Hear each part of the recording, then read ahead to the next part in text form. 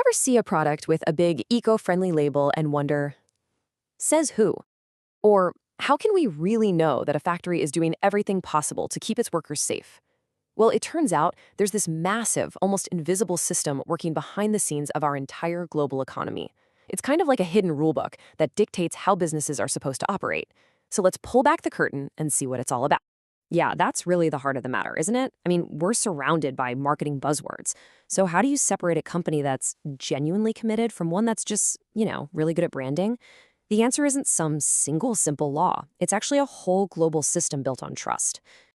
So the answer really comes down to this globally recognized system of standards. And honestly, the best way to think about it is like a professional sports league. The standards themselves, that's the official rule book. Every team agrees to play by it. The companies are the teams, and here's the key part. They choose to play by these rules. And it's not just to be good guys. It's a huge competitive advantage. We're talking about getting into new markets, managing risks, and basically proving to everyone, especially investors, that they're a major league player. All right, so let's dive into the first section of this rulebook. We'll start with the environmental one, ISO 14001.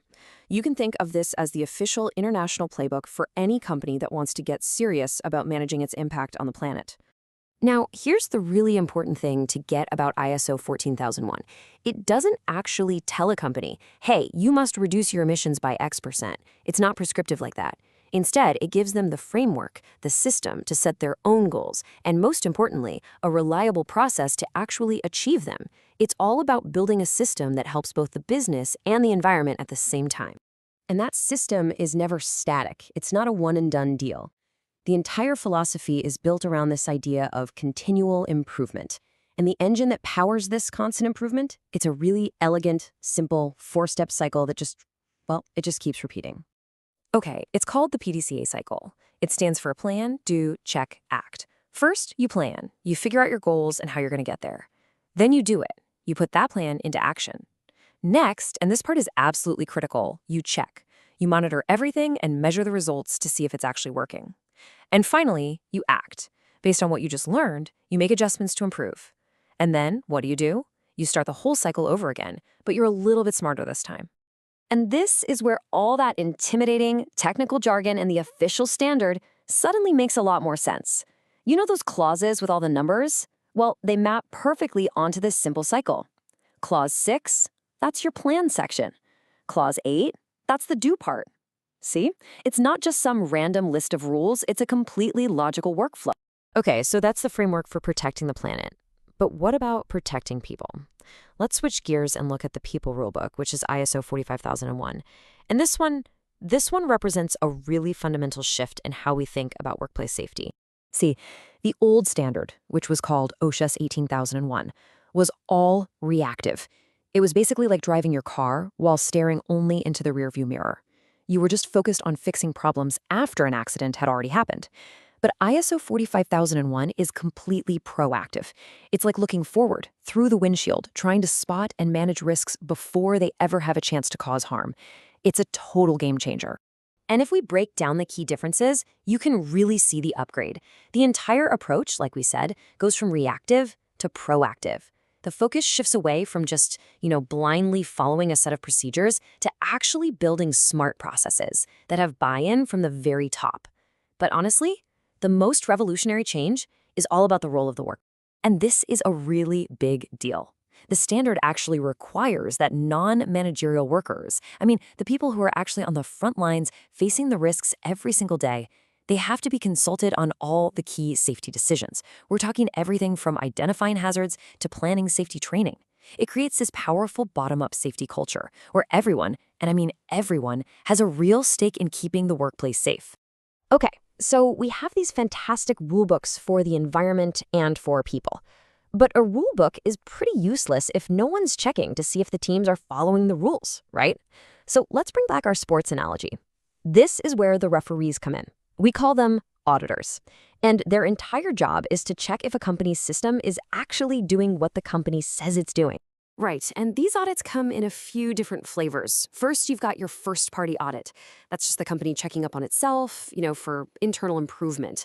Then there's a second-party audit. That's when a customer audits one of their suppliers to make sure they're up to snuff. But the big one, the one that really counts for certification, is the third-party audit. That's when a completely independent organization comes in to do a deep dive and decide if the company really deserves that official ISO stamp of approval. And even on that audit team, there's a clear structure. You have the auditors. They're the team members who are out on the floor focusing on specific areas, collecting evidence, talking to people. But then you have the lead auditor. Think of them as the team captain or the head referee. They're in charge of the whole show, from start to finish, and they're the one who makes the final call on recommending whether a company passes or fails. So that begs a pretty obvious question, right? If the auditors are the referees, who's in charge of the referees? Who makes sure they're qualified and playing fair? Well, this brings us to the very top of the entire system. Back to our sports league, these are the league commissioners. In the world of standards, we call them accreditation bodies. Pretty much every country or major region has its own version of this top-level authority. In India, for instance, the big one is the Quality Council of India, or QCI. And their whole reason for being is to manage this entire national accreditation system, to make sure the whole thing is trustworthy and has integrity from top to bottom. And underneath that QCI umbrella, you've got even more specialized boards for different jobs. For example, the group that gives the thumbs up to the expert consultants who write those really important environmental impact assessment reports, that's a board called NABIT. And the organization that accredits the actual laboratories that test our air, water, and soil, that's another one called NABL. And this is why all these layers matter so much. Getting that NABL seal of approval, for instance, is a very big deal. It's proof that a lab meets tough, international grade standards. It means their test results are trusted not just at home, but all around the world. This is the stuff that makes global trade possible. It creates a common language of quality that everyone, everywhere can understand and rely on. So there you have it. When you put it all together, you've got this whole ecosystem. Standards are the rule book, auditors are the referees, and accreditation bodies are the league commissioners. It's all designed to create a global system of trust so companies can prove they're playing by the rules. But it all comes down to one critical point. This whole system is voluntary. And that leaves us with a pretty big question to think about. In a world facing such massive environmental and safety challenges, is a voluntary rulebook really enough?